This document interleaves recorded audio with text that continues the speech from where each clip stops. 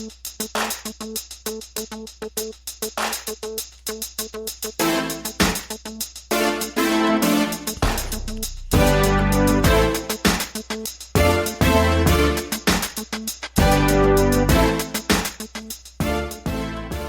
and welcome to the Black Entrepreneur Blueprint Show.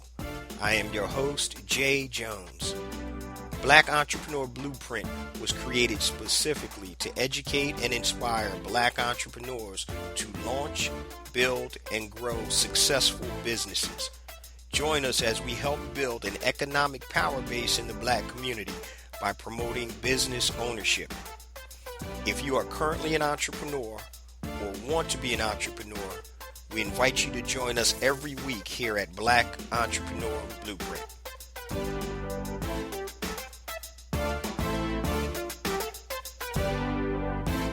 Welcome to the Black Entrepreneur Blueprint, episode number 265. I'm your host, Jay Jones, and today we have another dynamic and informative show in store for you. Today's show topic is analyzing Master P's interview on The Breakfast Club. Today, guys, we're going to talk about and break down Master P's most recent interview on The Breakfast Club, where he talks about his new movie, I Got the Hookup Too, entrepreneurship, ownership, and the importance of controlling product and media. So we're going to dive right into that. But before we get to today's episode, I just want to share a few things with the BEB family. First and foremost, I want to welcome all new listeners to Black Entrepreneur Blueprint. If this is your first time listening, welcome to the BEB family. And please stick around until the end of today's broadcast. And I'm going to give you all of my social media contact information. And please connect with me on social media. Also, my new book is out, A New Black Wall Street, Circulating the Black Dollar Worldwide by Building Successful E-Commerce Businesses. Now, if you're looking to build a successful, sustainable e-commerce business, please pick up a copy of the digital edition at anewblackwallstreet.com, anewblackwallstreet.com. The digital edition is $9.95 and it's a direct download. And it doesn't matter if you have an Amazon Kindle or you're using another reader. Both versions are available, and it has revised bonus chapters and a fast start guide. So please go to A New Black Wall Street, pick yourself up a revised version of the product, and you can download it instantaneously. Now, if you need additional help building your successful, sustainable e-commerce business, I've created a compatible online course titled Educated E-Commerce. You can enroll in Educated E-Commerce at educatedecommerce.com, and it actually takes you step by step, and it holds your hand as you build your successful, sustainable e-commerce business. Now, you guys know this show is all about circulating the black dollar worldwide, so I've created two platforms to help us do this worldwide. Now, the first platform is besmartbyblack.com, besmartbyblack.com. So if you are a black product producer and you want to sell your products to black consumers worldwide, upload your information to besmartbyblack.com. It's free, and you can connect with black consumers worldwide, and we can circulate those dollars. Now, if you are a freelancer, if you do anything on Fiverr or freelancer.com, please go to hireblackfreelancers.com, HIRE, blackfreelancers.com, and you can upload your information. And once again, this platform is free also. So if you want to connect with black consumers and black businesses that are looking to hire freelancers, please go to hireblackfreelancers.com, HIRE, blackfreelancers.com. And last but not least, if you're interested in bringing me out to speak at a conference, an organization, university, college, church, or whatever, you can book me at bookjjones.com. That's bookjjones.com. And it's basically a little formatted sheet that you go and fill out, and I'll get right back to you. So let's get ready to dive into today's episode, analyzing Master P's interview on The Breakfast Club. So if you're not familiar with Master P, he started No Limit Records about 20 plus years ago, and he started selling out of the trunk of his own car. Now, you can go and see a lot of videos about Master P, but one of the great things about Master P was he had the foresight to understand what his worth was. So when he went to a record label and they wanted to sign him for $1 million, he actually turned it down because he knew if they offered him $1 million, then his true value was 10 times much more than that. And he was the first one to get a record deal where it actually was an 85-15 deal, meaning he got 85% of the royalties and the record company only got 15%. And basically it was a distribution deal. So he changed the whole game, and he doesn't get the respect that he probably should in the black community. But today we're going to talk about his interview on The Breakfast Club a few weeks ago, and we're going to analyze it and we're going to break it down, and we're going to talk about some serious components and some things that he talks about. So stay tuned. Now, the snippets of the interview that you're hearing is courtesy of The Breakfast Club with DJ Envy, Charlemagne the God, and Angela Yee. And we're going to start off with the first clip right now. Got a special guest in the building. The living legend. Master P. Yes, sir. What's up, y'all? Now, P, I seen you came on with some sneakers. Now, Yeah. are those sneakers the Zions? Yeah, Is that what we doing? This is the Manayatis, man. You know what I'm saying? Zion might have Nike or Adidas, but guess what? I got these You for got the off leopard the court. print. That's the leopard. That's the high end fashion. Did Zion ever reply for the $20 million deal y'all put you out know there what? for him? I'm just saying. That's what I'm like, asking. You know what? If that's on him, though. Yeah. You know what I tell you all the time? You got to make product. We're not Nike. We don't own none of that stuff. Why we can't do this? And that's what this is about. Us creating a way and an opportunity for us. So this is a new way to buy shoes. You're able to buy this online, just like, because people don't want to go to the stores no more. So it's like, you know what?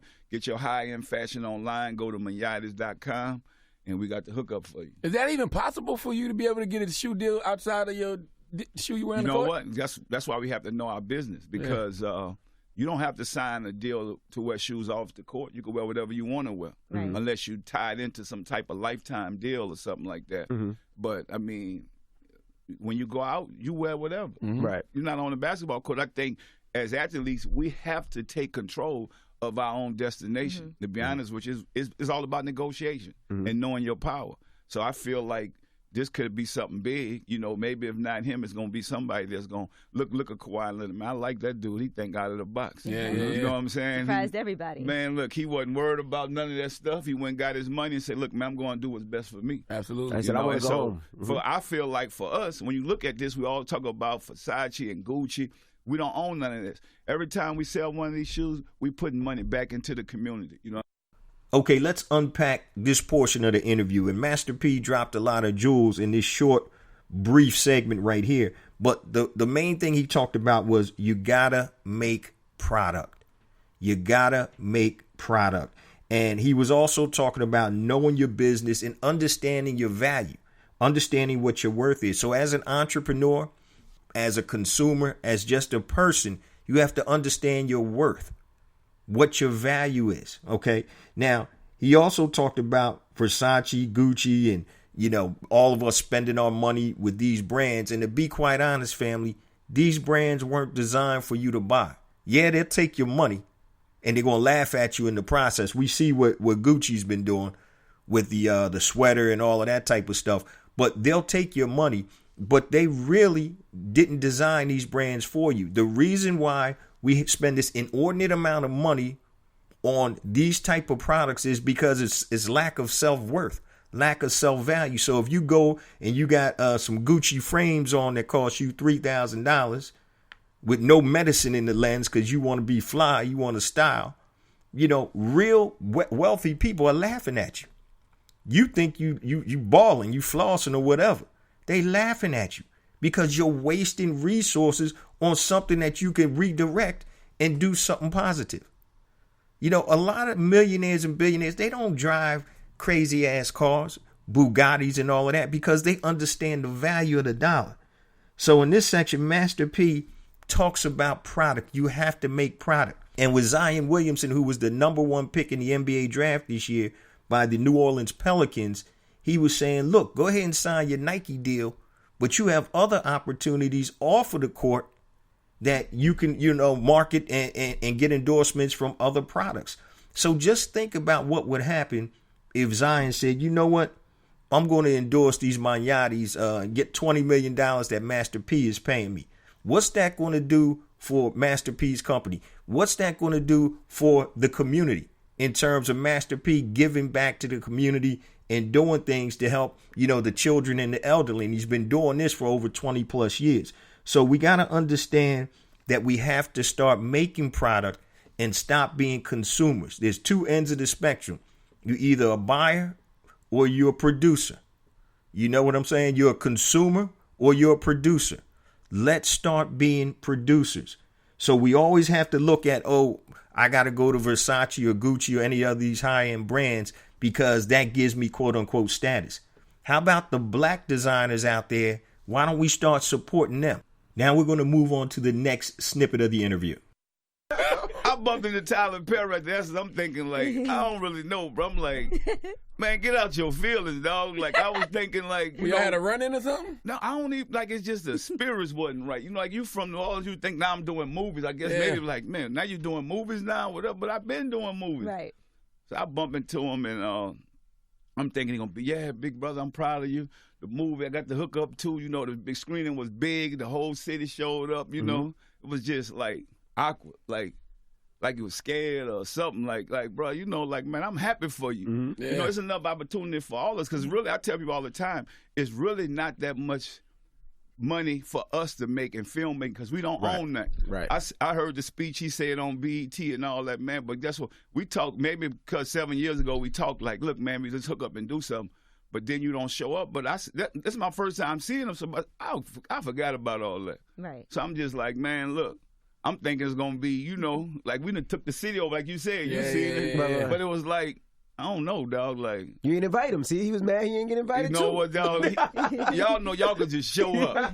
He know he could just show up. But I I'm didn't just think saying, anything you just show up at, though. I'm sure it was packed. it was crazy. To be honest with you, we brought Hollywood to New Orleans. And we did something that is history because, you know, this movie is owned by me and Romeo as a father and son, a star in this film, and also finance it. Like I said, it's only 5%. I mean, you know, there's 5% of all the production owned by African Americans. 95%. That means we don't own nothing. So you see us on all these big films and all these big projects, but the real money is in the production. You know, even with me, I watch. I'm like, they don't really want us to own the production part. They want us to be in front of the camera. I had to really go. You know, take one. I just wanted to check it out, so I took a project, like a No Limit project, even to like a BET. I'm like, man, it was just hard to get it through the system. Even though I got the money and everything, it don't matter. It was like, and I went got another person of another color to go and went right through. Man. I'm Damn, like, that's crazy. That's crazy to me. Now, in this portion of the interview, I want to touch on several points. But to me, the biggest point was when Master P said there's enough opportunity for all of us.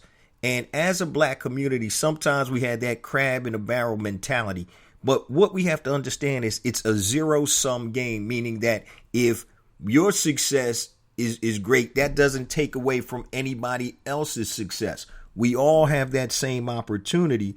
And once again, collaboration. We need to start working together, synergizing our businesses so each and every business can increase. And I'll use the podcast space for an example. So if any of you guys listen to like John Lee Dumas, Entrepreneur on Fire, Smart Passive Income, and some of these other podcasts, what happens is all of these podcast platforms promote each other. They get the other one on their podcast. Any type of product or service that they have, they promote that for each other. And really, it's synergistic. So one of the things that we don't do is we don't actually work with each other because of that crab in the barrel mentality, which is unfortunate. There's enough business and opportunity out there for all of us at Master P.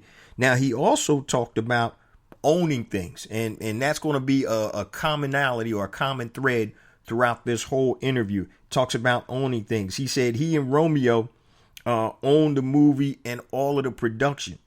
The problem is only 5% of stuff in Hollywood, he said, is owned by black folk in terms of production. And that's where the money is.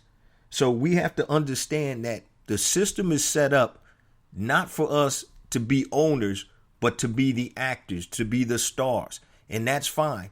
But once again, it's all about ownership. If you own something, you control something. If you don't own it, you don't control it. Now let's check out the next section where Master P is talking about Nipsey Hussle. That Think about it. And then his music, it was crazy. His music was incredible last year. The year before that. It was the best rap album of the year. I said that numerous times. And guess what? Why you get it this year? Because that was already passed. Mm-hmm. The same album. Now, I tell people all the time. Yep. That sold 52,000 copies when he first came out 2 years ago, and now it's gone to millions. So I just feel like, man, us as people, we got to be real. Like you say, we seen the thing with Tyler Perry talk about ownership, but man, look, we got to be real with each other. We got to come together. We got to stop at, we can't be faking with each other. I think maybe, I remember I said in an interview one time, I wouldn't put no dresser on. That's the truth. I don't care who it is. I ain't putting no dresser on to make no money. That's just me. But it's not meaning to nobody. So I don't know if people take that the wrong way or whatever. That's just me as a man. Now, what about when you own your own stuff the way Tyler does, though? Because I used to think that way about Tyler, too, but I was like, man, he was putting the dress on because he wanted to, not because somebody made him to.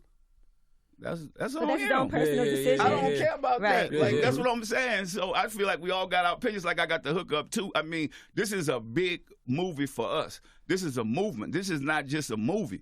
Like they don't own this because you got to realize, man, why it's so important.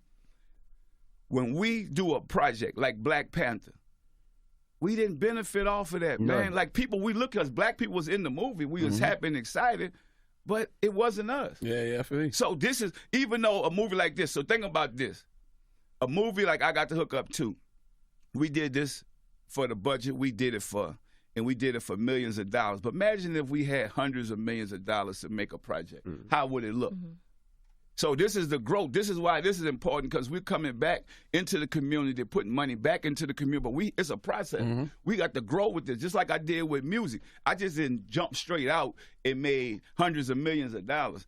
It was a process because the production has to get bigger and bigger. So that's why I was saying we have to support us, because this is only one of few where it's about to go at. Now you backed this all yourself, or did you have investors? Well, people like, I'm gonna help you. I'm jumping in on this. So let me. Man, a lot of people talked about that, but at the end of the day, they wasn't there. So me and Romeo ended up putting our own money behind. We had 126 speaking roles in this film. Y'all broke a Guinness World Record, right? Guinness Book of World Records for the most speaking roles in a film.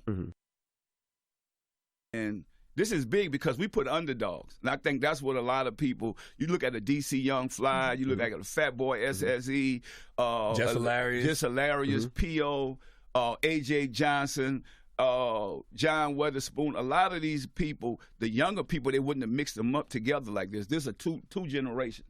So this has to be done. This is going to change the way films are marketed. Juju's in this film.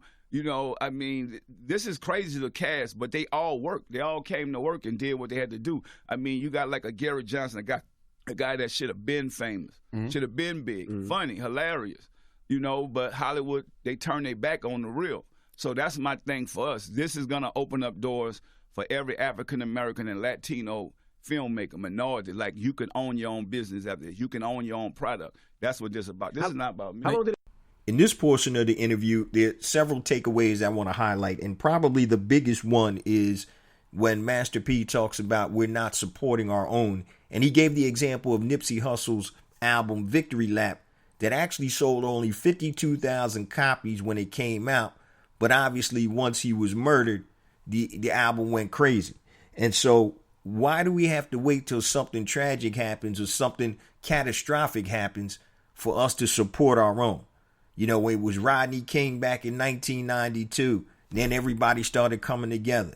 You know, it was Eric Garner. It was all these things. We need to start supporting each other on a daily basis, family. That's the only way we're going to get to where we need to go. We need to be able to work together. And Master P also talked about the hype around Black Panther. Great movie. I'm not in the comics, but I went to support the movie because of all the actors. But he touched on it once again. What did that do for the black community? Yeah, it gave some actors jobs, but who was behind the cameras? Who owns the rights to that? And I believe it's Marvel owns Black Panther. Who owns the rights to that? Why don't we finance our own blockbuster movies? Okay, why don't we have some of the major, Hollywood entertainers, athletes, and wealthy African Americans to be able to back and finance our own movies? And what you're going to see is one of the issues that may come into play and he's going to talk about this in the next clip, is actually being able to distribute the movies. So once again, everything comes back down to ownership. So in this section, once again, he talks about how he and Romeo put up the money. They put people on, not just in front of the camera, but behind the camera, giving people opportunities that they wouldn't get normally on their own. And this is why we have to start thinking on a deeper scale. So if you want to create something, if you want to be a marketing director of a company and you don't have the actual skill set to be able to do that, then guess what?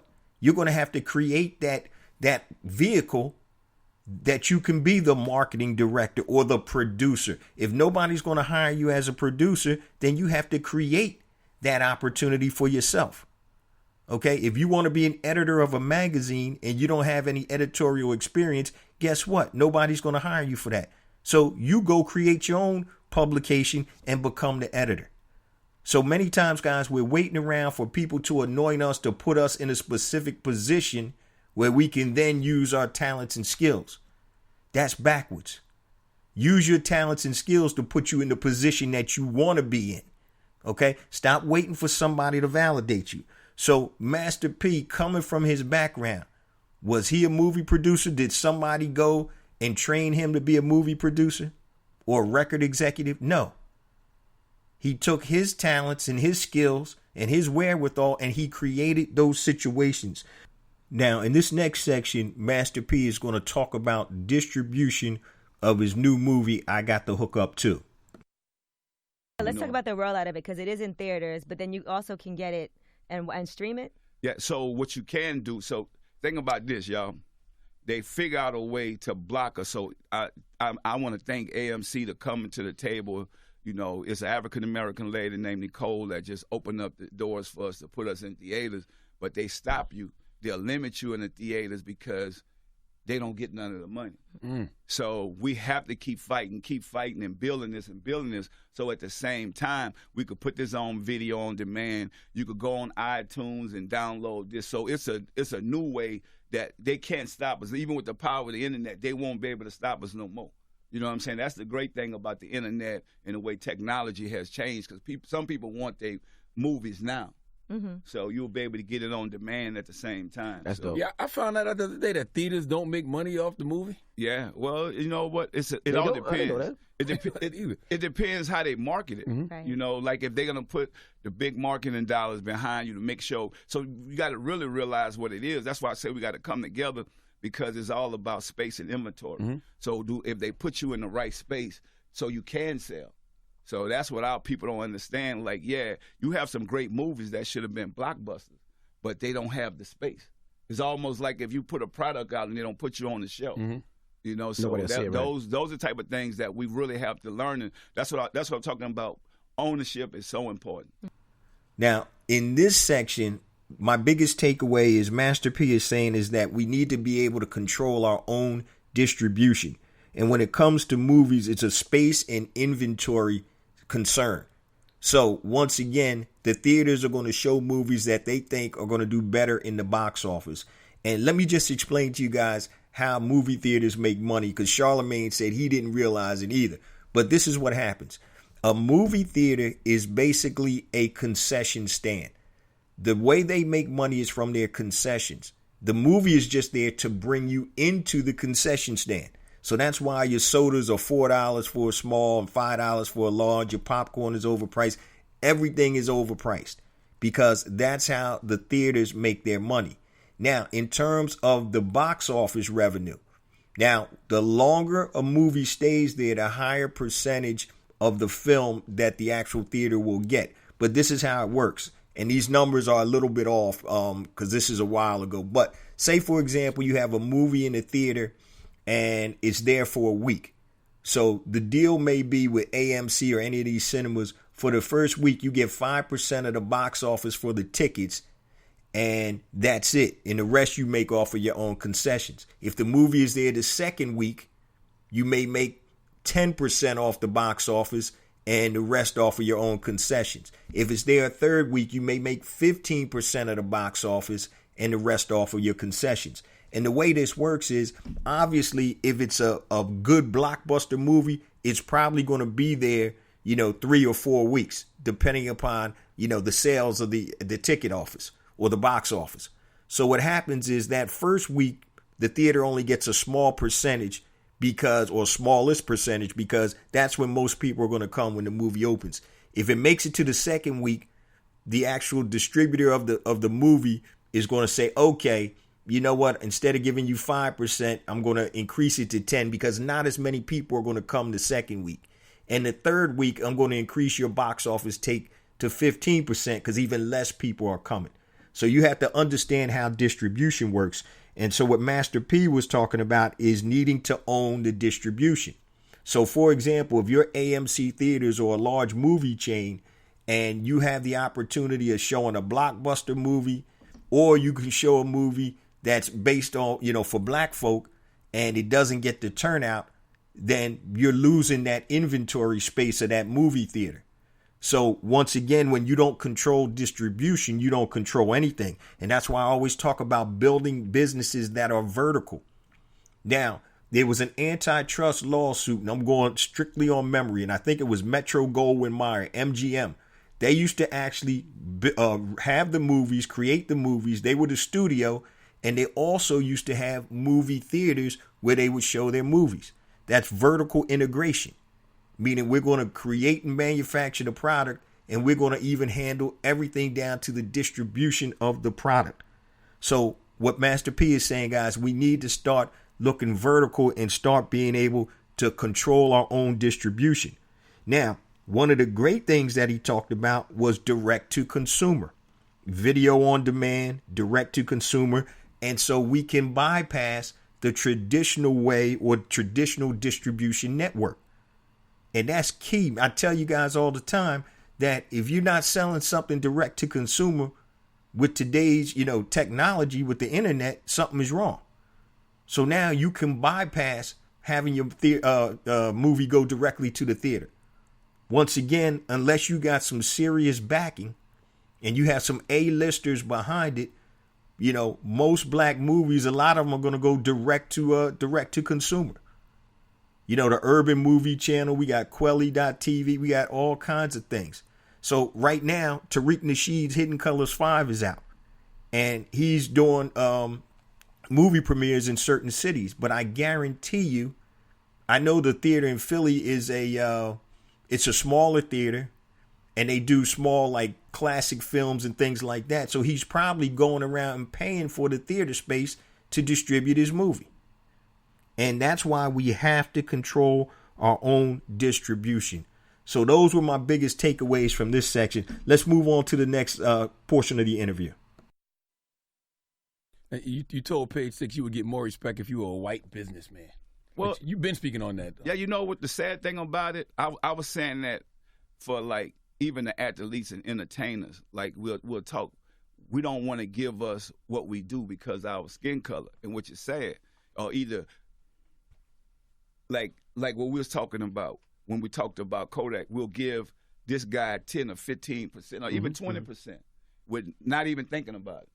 But with us, we gotta, what this for? And I mean, if I'm gonna go get you a deal, I deserve a percentage. Yeah, that's just business. Yeah, guys, this is a common thing, unfortunately, in our community.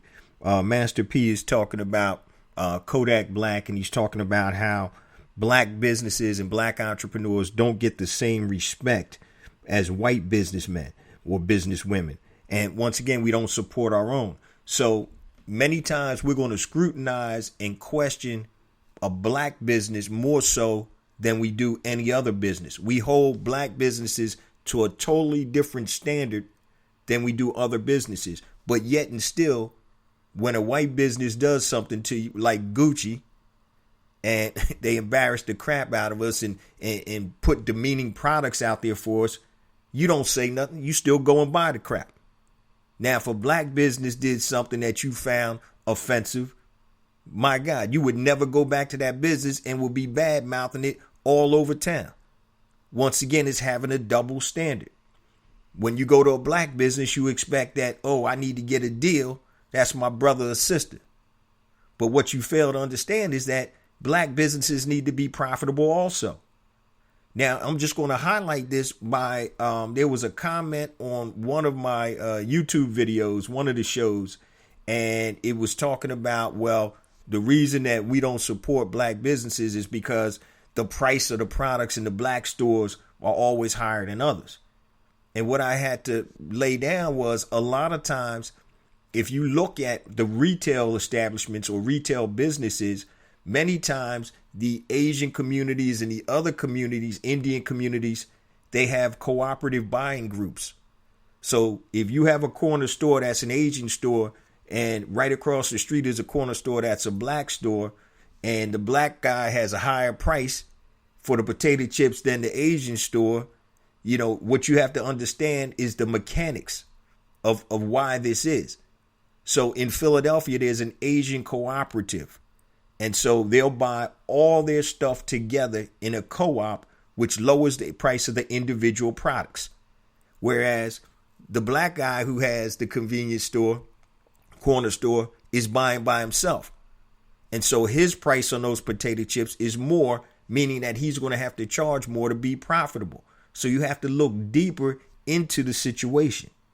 So what Master P is talking about is, you know, from a respect standpoint, that we're going to respect, unfortunately, many of us, not all of us, many of us respect white business owners, and they respect and support the white man more so than they do us, because we don't value black businesses and we don't value black business owners like we should. Now, I'm not saying just because you black, I'm going to give you all of my business. So if I go to your business and you're a black owned business and the product or service continues to be below par, I'm not going to do business with you, not because you're black, it's because the product or service isn't up to par. Same thing I'll do with a white company. But here's the difference. I'll give the black company the benefit of the doubt more so than I will somebody else. So there's this rib joint not too far from where I live. And when they first started out, I'm like, yo, you waiting. This is a takeout place and you waiting 45 minutes for takeout because they don't have, you know, the food prepared. It's almost like you go into a regular restaurant where they got to cook your food. I'm like, all right, I'm going to give them some time. Then finally they got it together. But I want to support, I know the brother that owns the restaurant, so I wanted to support the brother. So I kept coming back. So once again, in this clip, the biggest takeaway is we don't value black businesses and black business owners like we should. Okay. Don't give it a double standard, family. Okay. Don't expect 10 times more from your brother or sister that has a business than you would for some white company or some other company that has a business. And once again, I'll use Gucci. Gucci spit in our face, putting out these crazy looking sweaters that look like watermelon. And you still got some nuts out here supporting Gucci. And that's the reason they're going to continue to do what they do, because they know we're going to continue to do what we do. Support and patronize them while they spit in our face. So in this clip right here, guys, we need to make sure that we understand and recognize the value of black businesses, and most importantly, support black businesses. So let's check out the next section of the interview.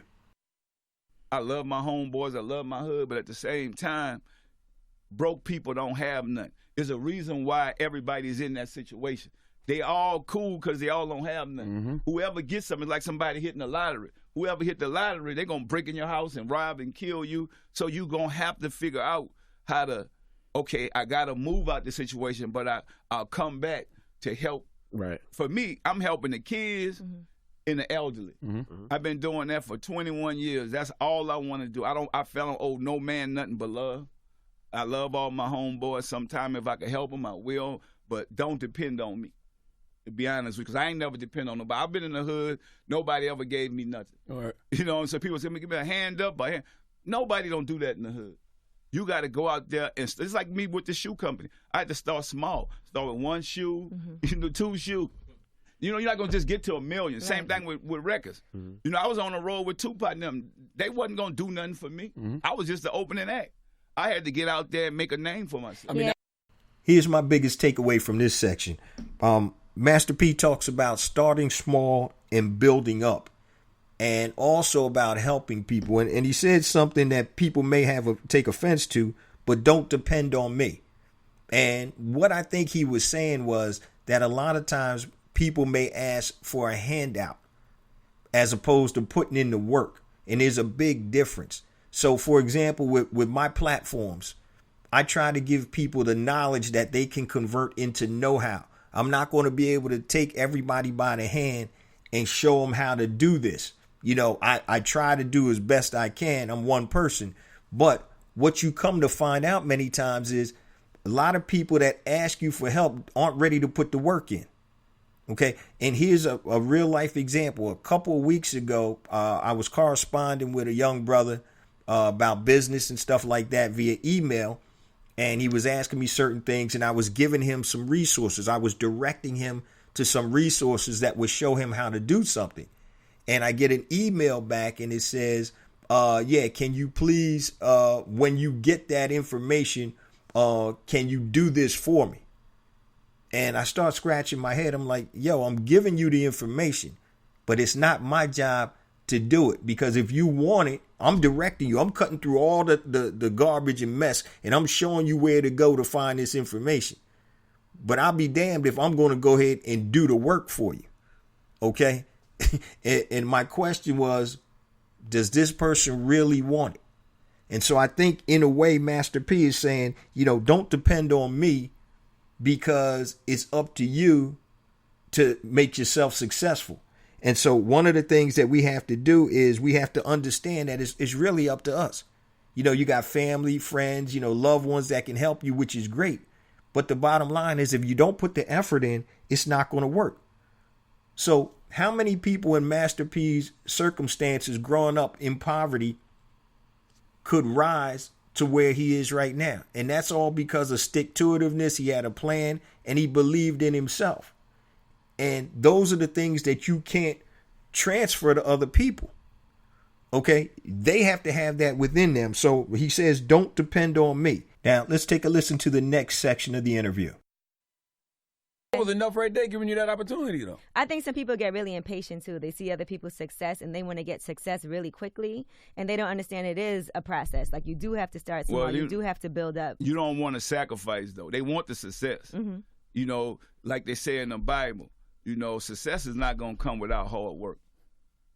You got to have the faith, but you got to put the work in. Faith without works is dead. Exactly. So you got to realize that a lot of people say they want help, all that, but they really don't. They just want you to give them something. Then the next week they're calling you back. They need you to give them something else because they didn't earn nothing. All you got to do is be like, let me see the business plan that you have. Okay. And wait for that to come. And then they do go. Or you give them something and now they owe you now, so they don't want to come ask you no again. more. You see what I'm saying? They hide. So it's sad because the other cultures don't do that. Mm-hmm. They're not living like that. And then the ones of us that make it, we turn our backs on each other. So, you know, like we was talking about earlier, it's like, with Tyler Perry? Well, I won't say that. I can't say that. But I'm just saying it's people out there that do that. Like, they change from where they used to come from. Like me, man, I only know I got to go back and help these kids. I'm going to go the right way. Mm-hmm. You know what I'm saying? You're not going to tip me. You're not going to press me. But guess what? I'm going to be there with them kids. You're not going to stop me from being there with them kids. And but I'm not going to change who I am because I realized I was once one of those people that was chasing my dreams and my goals. So I gotta go there. Even when I don't want to go, I got to go because of those kids. What does Master P want? What does Master P want now? Like, what are you eyeing? Is it, I want, like, what's next on your bucket list? You did the music, you did the movies. What do you want to own? Like, what's the next chapter for Master P? Well, I mean, it's all about product now. It's about product and it's about the movies. Now, I feel like we haven't tapped into the movies as African Americans.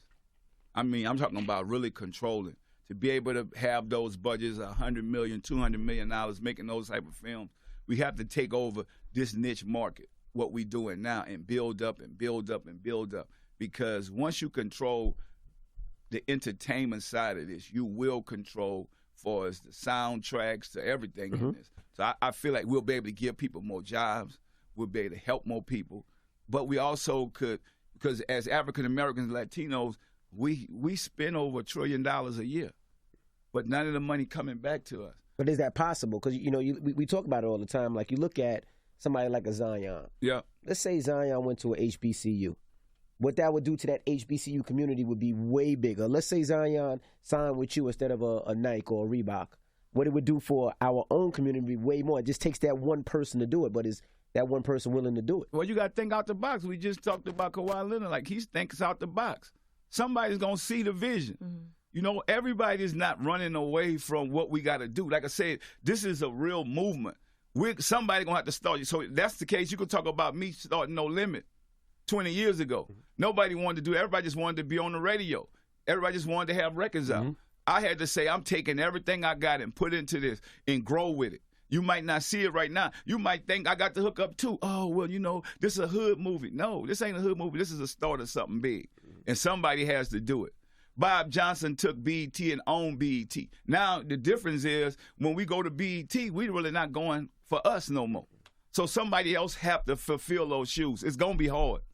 I get it. Everything that I done that's big, gigantic, it wasn't easy. Right. That's what's so interesting to me. We've had so many examples, but for some reason, these niggas still think white ice is cold. Yeah. Yeah. So that's what I'm saying. And we don't even try. Mm-hmm. So, your destination, how you get to it. How you get to it? You got to start from somewhere. Mm-hmm. And so that's what we are doing. We saying we're going to stand up. We at that level now of maturity where we could go after this and build a brand like this. If it got to take us, then now we have to go to TV. We got to take this over. You know what I'm saying? We have to start. So it ain't like it can't be done. The sad thing about it, like we just said, we don't think we could do it. We don't think that we could go close them big deals like that. Mm-hmm. We don't think that, if it was me, if I was Zion, I would just came here, man, give me that bread. Let me go do this. I'm going to go out here and market this for you off the court. Cool. But if it's not him, that's cool. They ain't supposed to be him. We're going to keep doing what we got to do. We're going to find the next one. Like you say, somebody's going to think out of the box and going to say, I'm going to get my money from Nike. Because I said, go get your money from Nike and Adidas. You know what Michael Jordan would be if he owned half of Nike when he first started? Because he created, I wasn't wearing Nikes back then. I was wearing Adidas or Converse. Let's be honest. When Michael Jordan put that shoe on and made Jordan, that made every kid want to wear Nike. That's where that company made billions of dollars. Jordan just getting billions. That's crazy to me. You know what I'm saying? So imagine he should have got half of that company. That's why I don't laugh at Big Baller Brand. I wouldn't buy me some of them slides. Yeah. Well, we need to support us no matter what. And I'm supporting people that's thinking outside of the box and thinking of ways that we're going to be able to put money back into the community and help us. That's the only way we're going to be able to do it. We're going to have to make some money. Right. Some real money. Not just go and get a job. Say, I'm in the movie, I'm playing a role, and then next you looking for a job next week. No, we saying we making a movie, then next month we making another movie, and then the next month we making more movies, and then we could be a Lionsgate or one of those companies. It's a lot to unpack in this section, but I'm going to start out where Master P started, and really it was a continuation of putting in that hard work, being able to be successful and understand that it takes hard work and nobody's going to give anything to you. One of the biggest takeaways I got, he was saying, put in the work and somebody is going to see the vision. Okay. You keep your head down. You keep grinding, believing in what you believe in, and somebody will see your vision. Now he talks about what's his next step, trying to be a Lionsgate, which is a movie studio, and taking it to a next level. But what he said before was, you got to start small. When he came out with the sneakers, he didn't come out with 1,000 pairs. He came out with a couple of pairs of sneakers, and understanding the progress and the progression that any large company has to take. So, for example, I'll use the example of DuPont Company, which is a Fortune 500 company, X billion-dollar company. They started out selling gunpowder to the French and the Americans during the American Revolution. That's how DuPont was started. They started selling gunpowder. And it was a vision from the founders of DuPont, and then the company continued to grow and blossom and bloom. So once again, you got to stay on course, and somebody will see your vision. If you're true to your vision if you're true to your business, your product and or your service and yourself, somebody's going to see that vision. So you got to keep grinding and be able and be willing to put in the work. Now, he also talked about, once again, going back to ownership. And he used the Jordan brand for sneakers. And he's damn sure spot on with that. Before Jordan started wearing Nikes were out there, but they weren't out there like that. And so one of the things that Mike did, and I'm sure he didn't understand his value at the time, is if he would have known what he knew today back then, he would have been like, yo, I need 50% of the company. Well, I need an equity stake in the company as opposed to just be getting residuals or royalties off the Jordan brand. Now, yes, he's become a billionaire, but like Master P said, just imagine if he really understood his worth at that time. And even if he got 10% of the company or equity in Nike, what that would mean to his bottom line. Now, he also touched on, Charlemagne touched on the Big Baller brand, Lonzo Ball's father. Now, I had conversations with a lot of my buddies about that. The shoe, to me, looked whack, right? But the concept behind what Lonzo's father was trying to do was spot on. And basically what he was saying was, let me use the celebrity of my son, the second pick in the draft that year, to launch and build the Big Baller brand. Now, where I think he messed up is the way that he came off. He was bombastic. He was saying all kind of stupid stuff that wasn't true. Oh, yeah, my son is better than such and such, and I could beat Jordan in one-on-one. And all he did was bring negative attention to what he was trying to do. And then he had people, even NBA players, before Lonzo Ball even stepped on the court, he had a target on his back because his pop didn't know how to advance what he was trying to do a way that would be beneficial to himself, his son, and the brand Big Baller. So what he should have done was like, okay, you know what?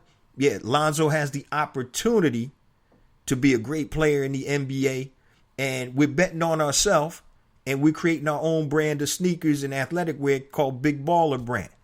So, get down with us, come for the ride, blah, blah, blah, blah, blah. And if he would have come in with something like that, as opposed to being, and I know craziness gets the attention.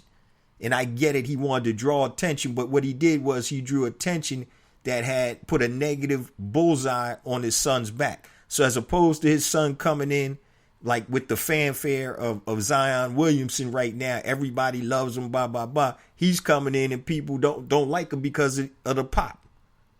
But what the pop was trying to do was create product, build his own brand. And I get that.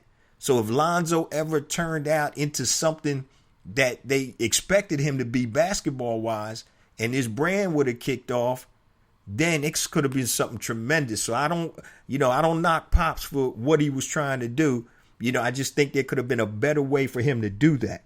So basically in this section, Master P, once again, it's all about product. So his next move is trying to be a Lionsgate. And the underlying thing in all of these segments, guys, is ownership. It's ownership and being able to create and produce. And that's what we need to do. You're a producer or a consumer. And that's what Master P is talking about. So, and once again, he said, if you keep up your vision, somebody's going to see it. So, and success is hard to get to where you want to be. So keep your head down, keep grinding, and make sure that you put in the work to support the dream that you have. Because the disconnect comes in when you got dreams up here and your work ethic is down here. So definitely keep pressing along like that. So now let's get ready to listen to the next section, and we only have about 2 more segments left. I'm not from Compton, but I'm committed. That's what I'm telling y'all about being committed. Right. I'm committed to the community. I can't live in L.A. and not help the kids in the community or the elderly out there. So, I know it ain't for everybody. I tell people, because everybody, like, even the things I do from the celebrity games and all the stuff for the scholarships, I meet a lot of guys that are successful. Mm-hmm. They, oh, yeah, man, I'm going to help you. I want to do that. At the end of the day, none of them ever show up. You got to really want that from your heart. But if I say I'm going to let's go party, let's go take a trip, They right all here. there. If I got 100 G's, I got whatever. I'm like, you could just go throw that up in the club. I'm like, man, nah, I'm not into that, dog. I'm in, and I'm not perfect. Mm-hmm. You know what I'm saying? It's just that I know what I want out of life. If I'm gonna be successful and run a big multi-million-dollar, billion-dollar film company, then I have to be committed. So, that's where my commitment comes from. Like, I know what I have to do. Yeah, I commend Master P on this. And my biggest takeaway is being committed to something that's bigger than you. Being committed to something that's bigger than you. And most times when we start businesses, it's all about the financial gain. And I get that. Businesses are created to make money. That is the objective of business. But once you get to a certain level and your basic needs are met and the needs of your kids and all of that, your mindset starts to change. And most times you come to a point of enlightenment when you say to yourself, okay, the money is great. What the money affords me is great. But there's got to be something bigger than that. It has to be bigger than you in order for you to continue to grow. And I know a lot of times it's a game. How much money can you accumulate? How much, how many businesses can you start? But in all, when you sit down, it's got to be something bigger than you. You need to be committed to a cause or something that's greater than your pockets. And once you can accomplish that, or once you identify that, then your business has the opportunity to grow even bigger than that, because you're not focusing on the money. You're focusing on something that's greater. Now, let's head on to the last section, and we're about to close out shortly. Ellen is from New Orleans. What I like about her, she don't care. She going out and make it happen, get it done, don't care what nobody think. And that's what I'm saying.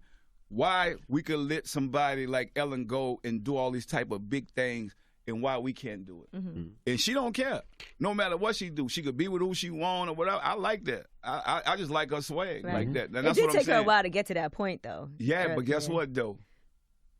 You have to think out of the box and don't care what people think. The same thing what we saying.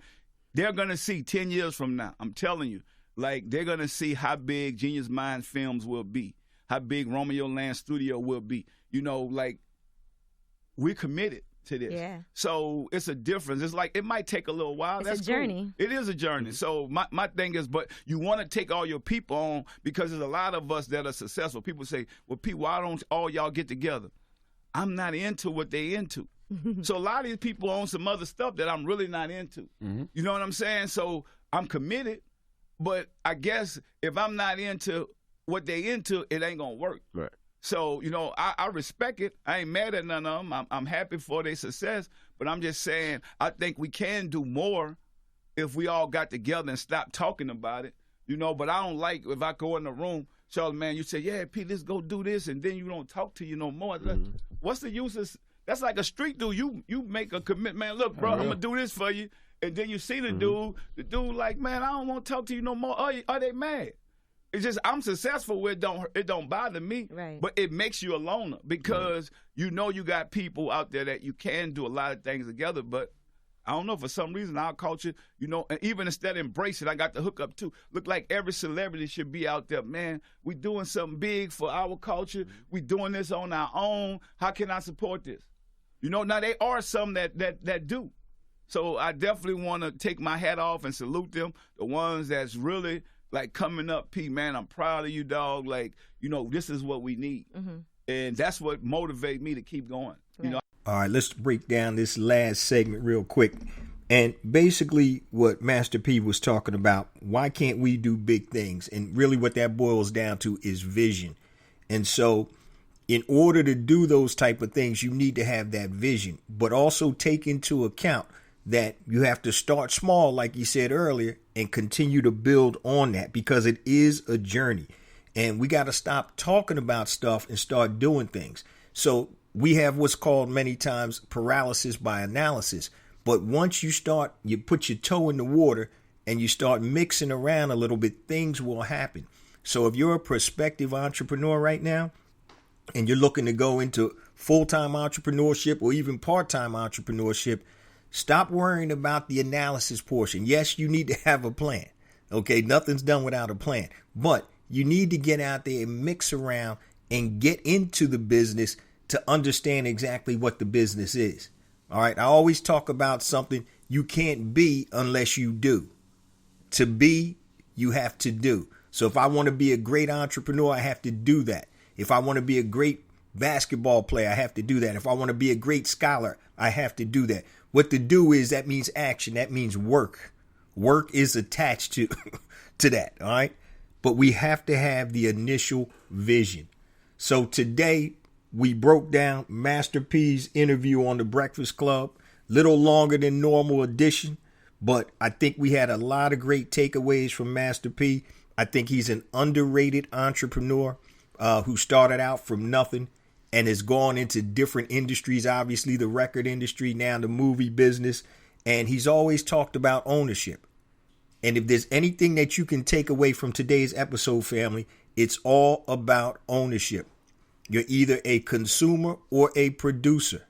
And we have to start looking deeper into our businesses and create vertical businesses. Yes, you start out with one product and or service, but then you try to create a vertical business, create an ecosystem where there's synergistic businesses or entities. And so once again, in Master P's ecosystem, he wants to be able to produce the movies. He wants to be able to distribute the movies, and he wants to have ownership of the actual product. And so that's what we really have to get into, guys, ownership. And I'm going to reiterate this. Whatever you want to do, you don't have to wait for somebody to anoint you. Create the situation that will allow you to be whatever you want to be. So if you want to be a movie producer and you don't have the talent or skill yet, and nobody's going to hire you without that, then you have to create and write and produce and direct your own movie. That's how you get the skill. Stop waiting for other people to give it to you. You create the situation so you can be that what you want to be. Now, before we close out today's show, family, just want to give you my contact information. If you have anything long, you can hit me at jjones@blackentrepreneurblueprint.com. That's JAYJONES at blackentrepreneurblueprint.com. And before I forget, I must say once again, family, each and every week, we get more and more downloads, and that's attributed to you, the BEB family. Please continue to spread the word about the podcast and the blog. And we're trying to get this good word out there to everybody. And we're trying to give people inspiration. I can't motivate you. That comes from within. But I want to inspire you to live your dreams and be the entrepreneur that you know that you need to be, that you're designed to be. So please continue to spread that word for me and get the information out. And I greatly appreciate it. Share it on social media, word of mouth, smoke signals, whatever you got to do. But now to get back to my contact information, if it's anything long, hit me on my email, jjones@blackentrepreneurblueprint.com. Twitter, I'm at jjones001. That's JAYJONES001. Instagram, jjonesforreal, JAYJONES, the number 4. REAL. YouTube, go to YouTube. Please subscribe to my YouTube channel because I have different content. Go to YouTube, type in Black Entrepreneur Blueprint, hit that subscribe button, and you'll be privy to all of my content when it comes out. So in addition to the actual podcast coming out on YouTube, I have additional content, and it's more to come. So if you want to be included in my BEB text line, and that's for notifications and reminders, text BEB, like Black Entrepreneur Blueprint, to 555-888. LinkedIn, go to LinkedIn, search for J Jones Black Entrepreneur Blueprint, connect with me there. And if you're interested in bringing me out to speak at any organization or workshop or anything, go to bookjjones.com, bookjjones.com. Love you guys. I'll see you same time next week. Peace.